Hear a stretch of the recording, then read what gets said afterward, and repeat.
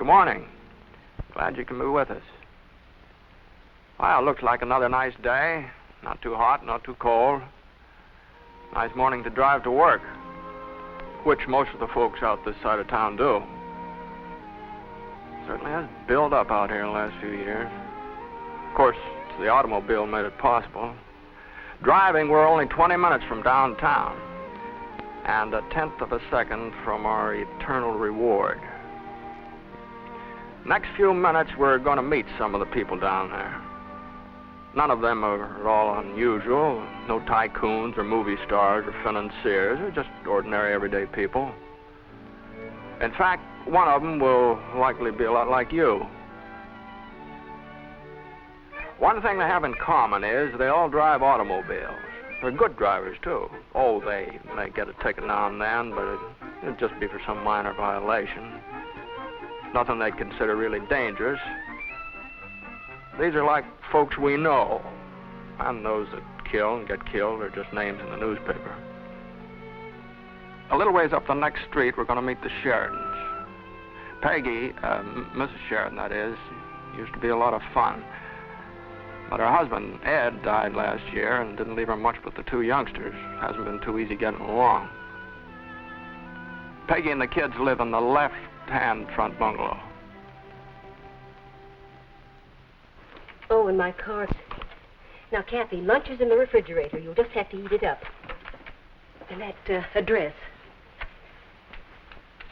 Take good care of Billy. You might let him play in that vacant lot. I guess it's too warm for my coat.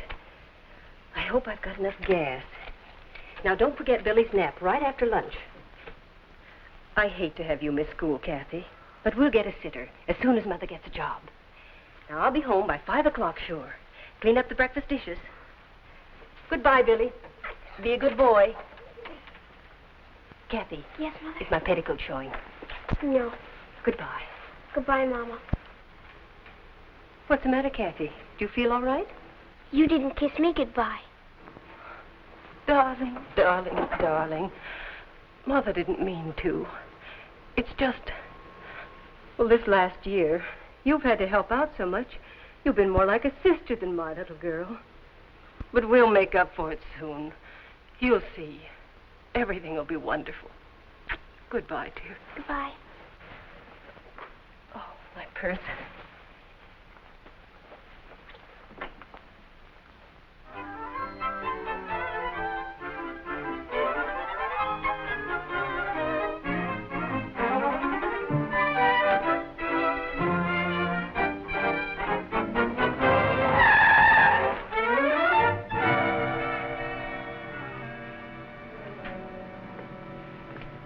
Hi, Kathy.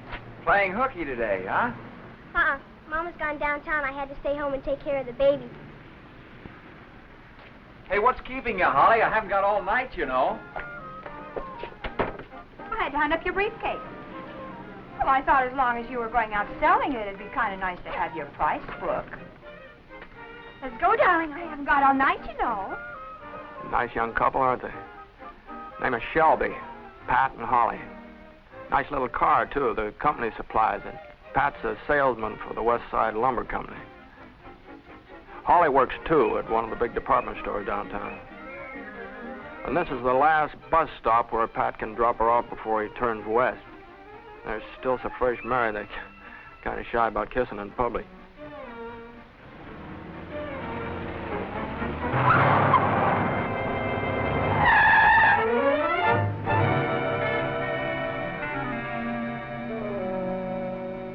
Now the family will meet next, named McCall.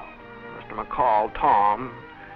He's worked up a neat little insurance business, which he hopes young Buddy will take over when he grows up. If he grows up. That's Bud's hot rod in the driveway, also known as a soup job or a hop-up. And despite the ramshackle appearance, it has been clocked at 110 miles per hour. Buddy! Buddy! Coming. If you think I'm going to make 3 separate breakfasts every morning, you're greatly mistaken. Now, Buddy, remember, you're to come right straight home from school today. Hang it, buddy. Do you have to eat like a disposal? Mr. Krolik hasn't been here for 2 weeks, and the lawn looks like a hayfield. Ah, Christmas. I promised Bets I'd take her to the Belmar game. You heard your mother. If the lawn isn't cut, your allowance will be. Ah, Pop. You heard me? Oh, heck. Bye, Mom. Bye, dear. Bye, Pop. All I can say is that I hope it's one of those phases we hear about.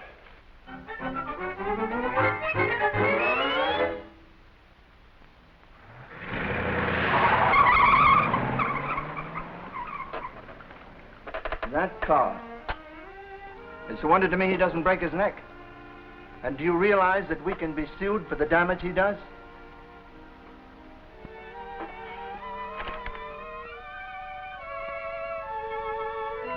It's a little rougher going over in this part of town. But I guess rough going's kind of the rule for people like Joe Krolik. Joe's a gardener, so he'll take any work that's around.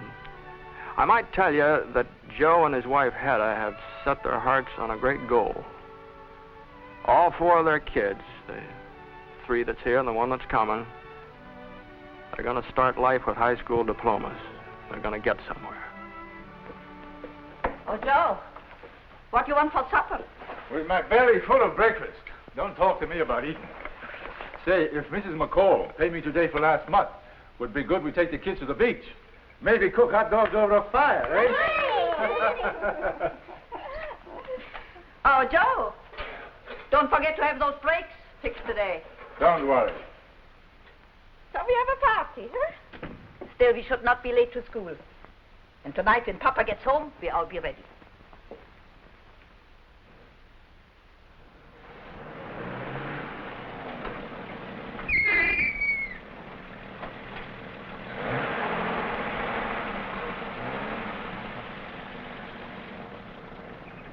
Morning, Joe.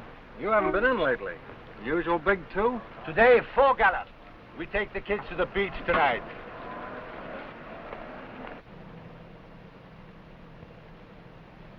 Oil's okay. Better take some wood out to the beach, Joe. I was out last Sunday and the driftwood is about used up. Okay. I'll check those tires. No need. You should bother with the tires. You got troubles enough with those brakes, Joe, without running around on a couple of soft tires. Let me get the hose.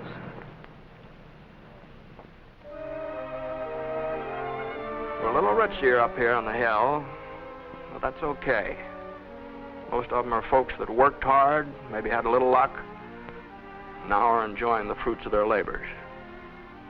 Now, this house is the residence of the last folks on our team, Dr. and Mrs. Harry I. Marks. Now, Harry, be sure and leave the office in plenty of time. The Davids are coming to cocktails at 6:30. You have to change before that. And then dinner with the Waldrons, and you know how Thelma is about sitting down on the dot. Okay, I'll be here. Unless that idiotic young judge thinks up something to the contrary. Well, where did I put that summons? Oh, I think it's unfair. I don't see why your lawyer can't just pay your fine like he always has. Try and get it out of your system before tonight, Harry. Fat chance.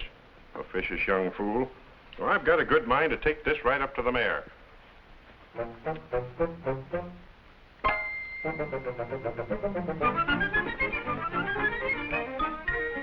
Well, our friends are all on their way. They're coming from their different sections of town into the main boulevard, and in a few minutes we'll find them all drawn together at the intersection of Beverly and Commonwealth. You know, probably not one of them. Oh, maybe Joe Krolik did and Holly.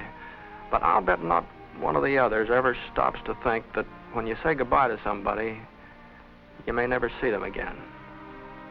Probably what made me think of that is, of these 5 folks now all around us, on their way to their daily affairs, only 4 will come home tonight. That's too bad, but that's the way it is. Yeah, there they are, all 5. All nice, ordinary folks, like I said. All good drivers, too, with nothing more than the ordinary human failing. Pat Shelby, for instance, a little bit slapdash and thoughtless. Sometimes forgets he's not all alone on the road. And Joe Krolik, well, Joe really doesn't have time to keep his equipment in fancy condition. Buddy McCall, watching out of the corner of his eye for the first faint gleam of that yellow light. Peggy Sheridan's got so many things in her mind, it's just hard to keep thinking about just driving. Dr. Marks can never seem to just relax and take things as they come. Well, there they go, all smart and healthy. It's really hard to believe that one of them will be still and quiet come night. Beverly and Commonwealth. Remember those names.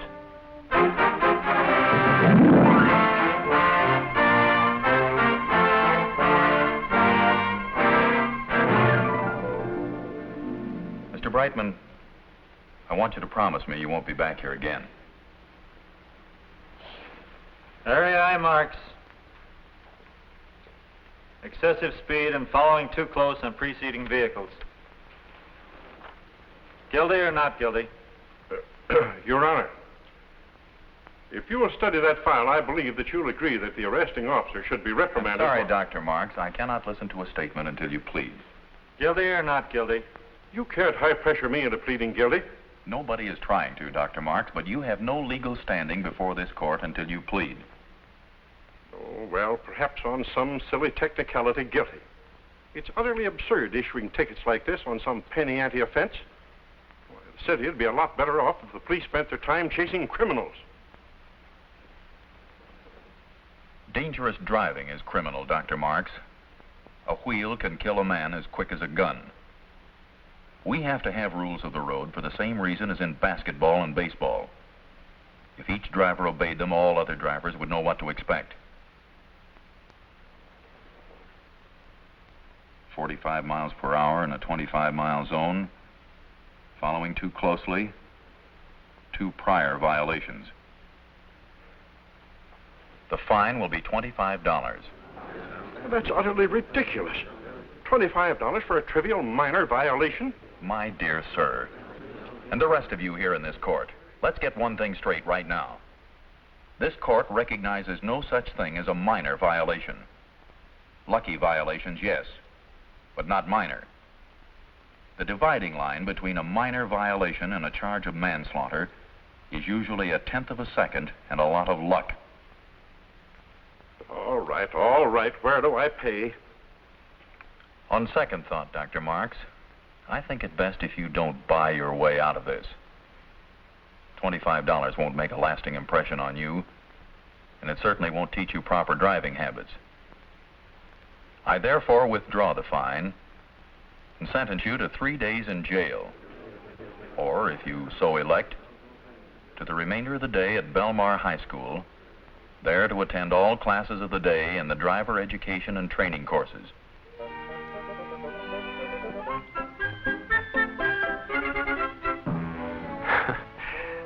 Dr. Mark's been having quite a day. Lately, he's been going through certain driver testing devices which check your tendency to the most common types of accidents. This particular gadget checks how fast you react to various highway emergencies. And the unhappy doctor is finally going to beat young Connie Morris or die trying. When the light flashes, you slap on your brakes. 0.6 of a second. Well, at 40 miles an hour, he'd roll 123 feet before he brought his car to a stop. That's quite a ways. Well, young Connie's licked him again. And no respect for age. Failure to concentrate. And nothing but concentration will help a driver who has what's called tunnel vision, the kind of eyes that see only straight ahead, blind to what may be coming from either side. Speeding and lane changing. In today's razzle-dazzle traffic, you've got to judge right down to a hair how fast cars are coming at you, and just how far they are away. So the idea here is to pull the 2 model cars exactly even with each other. And it's the poor downtrodden doctor's last chance to win.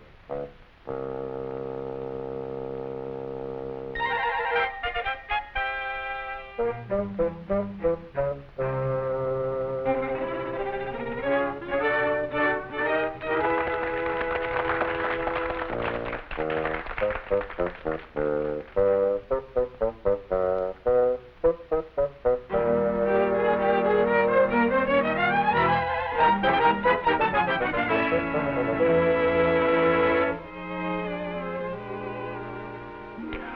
the tide of traffic has turned, and another day is coming to a close.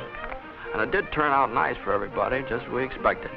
Peggy Sheridan's got her job, Dr. Marks got an education, Pat Shelby got his lumber contract, Joe Crowley got paid, Buddy McCall got to kiss Betty Bates behind the grandstand.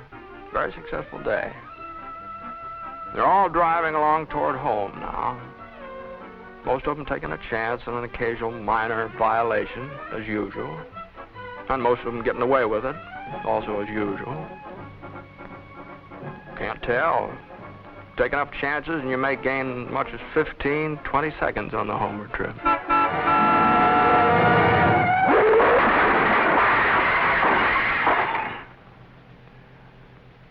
I'm sorry you have to see this. It won't be what you call pretty. There's one of our folks in there. I guess you knew that. Developments are expected, and the White House will issue a further statement later tonight. On the local scene, a fatal automobile crash a few minutes ago at the corner of Beverly and Commonwealth snuffed out the lives of at least one motorist and a truck driver, when the local vehicle outbound on the boulevard, claimed by witnesses to be driving in an erratic manner, burst into flames after colliding with a heavily loaded overland truck and trailer. The driver of the truck was instantly killed, but the fire has so far prevented identification of the local driver. At the state capitol today, the fate of the I can't imagine what's detaining Harry. He's usually so punctual when we have guests. Oh, come now, Sylvia. We heard it, too. But don't go jumping to conclusions. With probably 50,000 drivers coming home along the boulevard, the chances are 50,000 to 1. I know. Harry isn't one of the best drivers in the world, but he's certainly one of the luckiest. I remember just yesterday morning he was driving me to town. You know how Harry is, impatient at times, and he's sort of inclined to ride the bumper of the car ahead. But any wife is going to start imagining what would happen if he got impatient and unlucky at the same instant.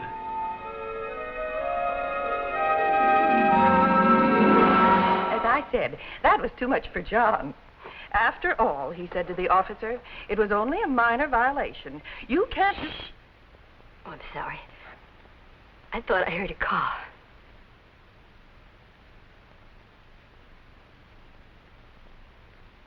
Where's Mommy?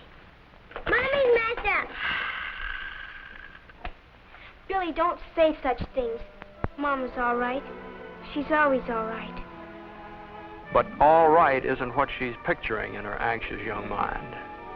You know, I feel bad enough for the drivers who smash themselves up, but I feel a lot worse for the folks that are left at home, waiting and worrying. I'm hungry.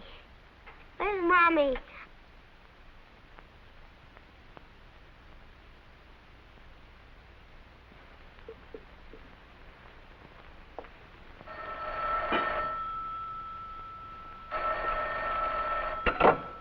Hello? Oh, hello, Dad. Oh, it's just that Pat's not home yet. No, of course I'm not worried. Don't be silly. You know him and his lucky star. Nothing ever happens to Pat. No, nothing ever happens to Pat. That is, nothing ever has happened to Pat.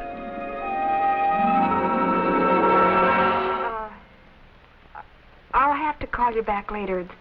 Something's burning on the stove.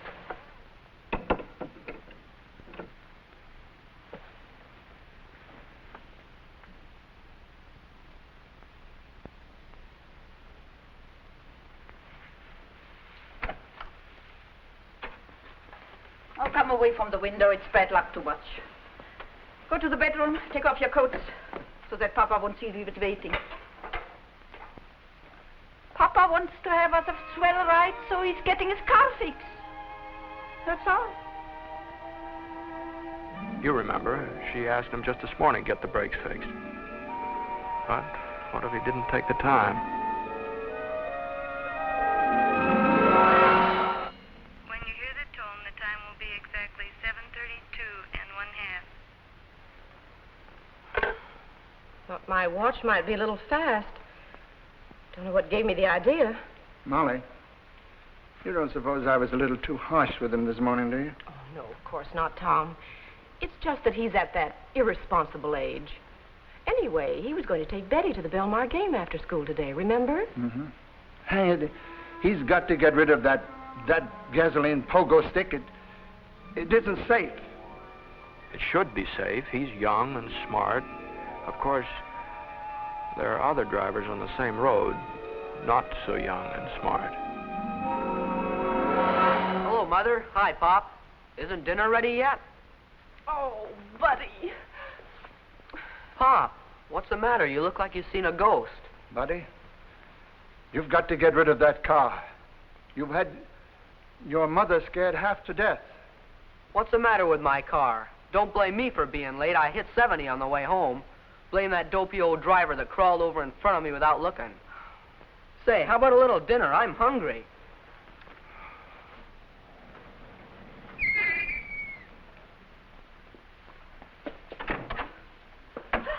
Ah, go get your hat and coat. You got the brakes fixed today? Why? She stopped fine with the emergency. I get her fixed sometime. So, we got the picnic like I promised. Yeah, get some milk from the ice. Oh, evening, folks. Oh, Harry. Oh, Ida. Hello, Harry. Evening, George. Sorry to hold up the schedule this way, but... Are you all right, dear? Well, of course I'm all right. No, thanks to the kind of drivers we've got in this town. You know, I've said it for years. Hey, what are you hanging on to me for, Sylvia? 90% of them, have no right to be alive. Going like maniacs, cutting across traffic, gawking away from the road, jumping lanes, running stop signs. And, following too close? Huh? Okay, following too close. And what do they say when they get a ticket? It was only a minor violation. Well, believe you me, the only difference between a minor violation and sudden death is 1/10 of a second and God's providence. Anyone here see this accident happen? I saw it. All right, sir, may I have your name? Edward J. Smith. Will you follow me over here, please, sir? I'll be glad to. The books all say we learn by experience. Well, sometimes I wonder. Young Buddy McCall, for example. Joe Krolik. Both of them brushed hands with death today. Neither of them seemed to learn anything. They'll drive the same way tomorrow, take the same chances. Maybe they'll even keep on being lucky, maybe for quite a while. Like I say, it makes you wonder. We may have to call you. Well, I certainly hope you do.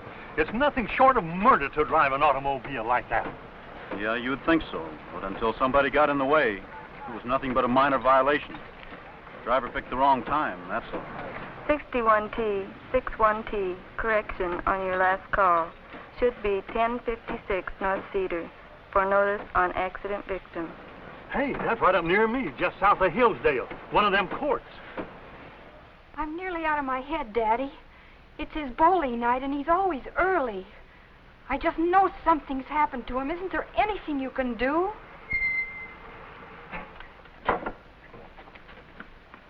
It stopped. I think it's Mama's car. She's all right. Pat? Is that you, Pat? Mama! Oh, Mama! Well, which one of us is going to break the news this time? Well, I'll flip your coin. Heads. You're up. All right. And send a man up from welfare to look over the papers and property. No, not much. Seems to be no surviving relatives. The father is dead. Better send out a plain car with a police matron. Oh, and ask the lieutenant to see if St. Mary's will take them in for the night until there's a formal commitment. But, darling, I thought you were dead. What made you so late? Oh, one of those badge-happy cops hung a ticket on me. Even so, I made it all the way out in 21 minutes. Made every light. If you're not too legal about a couple of yellows. Oh, now don't worry about the ticket, baby. $3 will cover it. It was only a minor violation. It was only a minor violation.